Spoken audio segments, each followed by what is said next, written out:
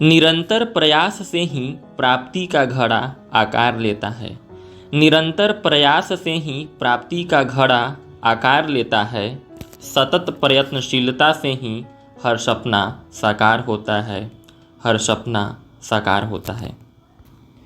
नमस्कार, मैं ब्रिजलाला रोहन उपस्थित हूँ किसान और बादल की एक प्रेरणादायी कहानी को लेकर। यह कहानी हमें सिखाती है कि जीवन में सतत अपने कर्तव्य पथ पर अडिग रहना चाहिए। चाहे कितनी ही विपरीत परिस्थितियां क्यों न आए, हमें अपने कर्तव्य पथ से विचलित नहीं होना चाहिए, कर्तव्य पथ से दूर नहीं होना चाहिए। तो आइए कहानी की शुरुआत करते हैं। किसान और बादल। एक बार की बात है, एक बार गांव में अकाल पड़ा। बड़े बड़े पंडितों और विद्वानों ने भविष्यवाणी की कि इस गांव में 14 वर्षों तक जल नहीं बरसेगा, अर्थात अकाल आएगा। गांव के लोगों ने ऐसा सुनकर अपने खेत खलिहानों पर जाना बंद कर दिया। लेकिन उसी गांव का एक किसान रोज अपने खेतों पर जाता और काम करता रहता, दिन रात परिश्रम करता रहता। ऐसा सुनकर भी एक दिन की बात है, जब वह काम कर रहा था, तभी उसके ऊपर आकाश में कुछ बादल आकर रुके।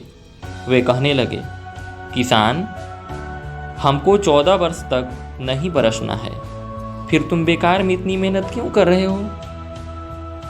किसान बोला, प्रिय बादलों, मैं इसलिए परिश्रम कर रहा हूँ कि कहीं 14 वर्षों में परिश्रम का अभ्यास न मुझसे छूट जाए। किसानों की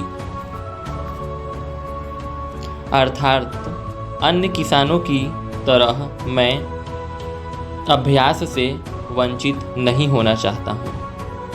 किसान की बातों से बादल बड़े खुश हुए। वो उसके खेतों के ऊपर बरसने लगे। यह देखकर किसान बोला, बादलों, तुम्हें तो 14 वर्षों तक बरसना नहीं था, फिर अचानक क्यों बरसे? बादलों ने उत्तर दिया, इसलिए कि कहीं इन 14 वर्षों में हमारा भी बरसने का अभ्यास न छूट जाए। तो कहानी का सार यह है कि हमें भी निरंतर सदैव लगातार अभ्यास करते रहना चाहिए और अपने कर्तव्य पथ पर निरंतर बढ़ते रहना चाहिए। धन्यवाद।